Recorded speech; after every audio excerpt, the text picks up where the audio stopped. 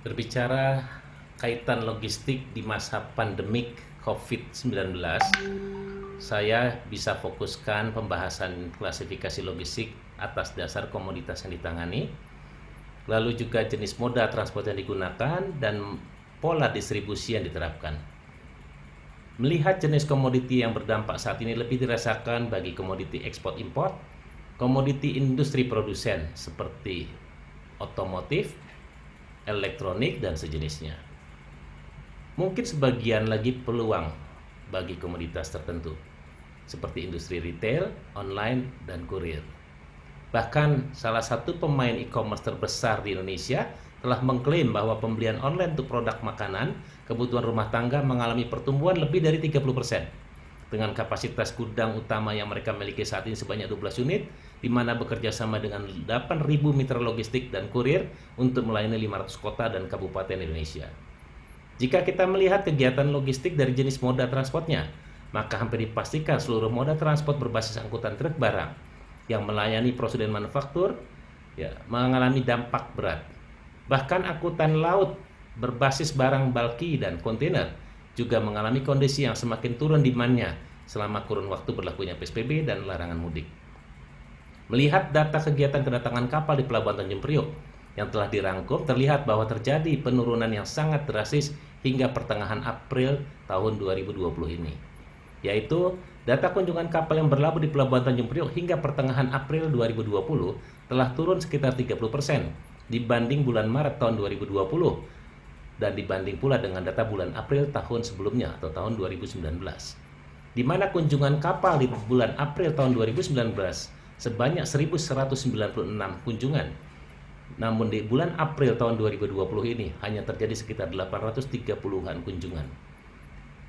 Kesimpulannya, bila kita lihat dari jenis tata kelola distribusi yang diterapkan, maka saat ini menjadi angin segar bagi transaksi logistik yang berbasis online atau daring, karena mereka menerapkan pola transaksi C2C atau B2C.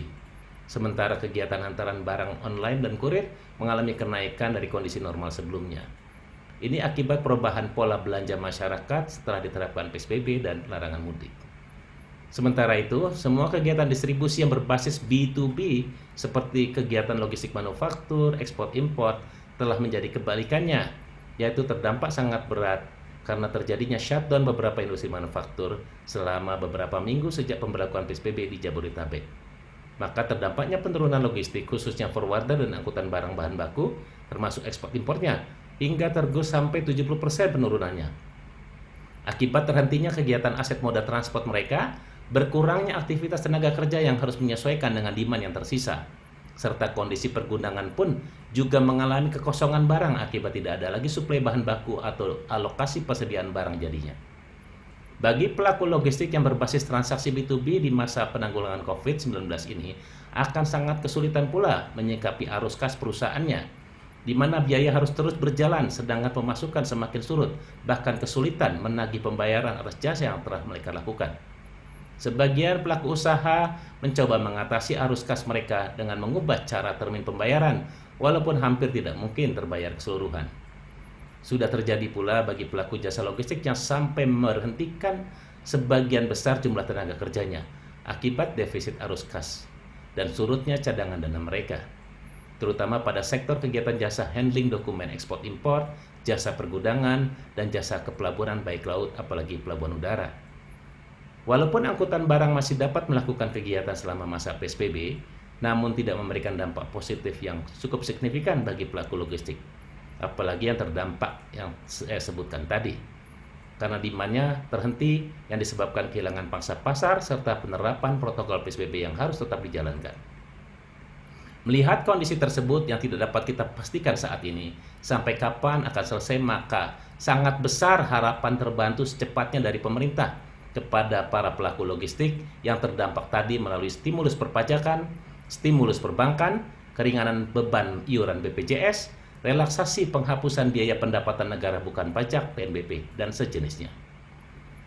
Dan juga saran terhadap teman-teman pelaku logistik yang masih dan sedang melakukan pengabdiannya selama berlangsungnya kegiatan usaha di tengah merebaknya wabah COVID-19 ini, agar tetap selalu disiplin mengikuti protokol kesehatan yang telah diberlakukan, sehingga mampu mencegah penyebaran wabah yang lebih luas serta berperan serta dalam penyelesaian secepatnya wabah ini.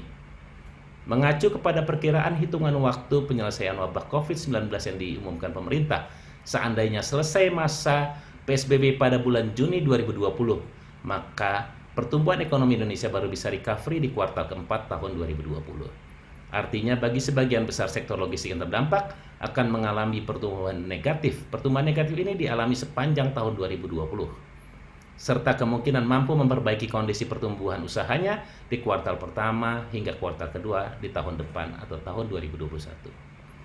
Akan tetapi jika masa pemberlakuan PSBB semakin diperpanjang masa waktunya, tentu berakibat semakin panjang pula penderitaan dan juga semakin meluas jumlah pelaku logistik yang akan terdampak berat di situasi akhir ini.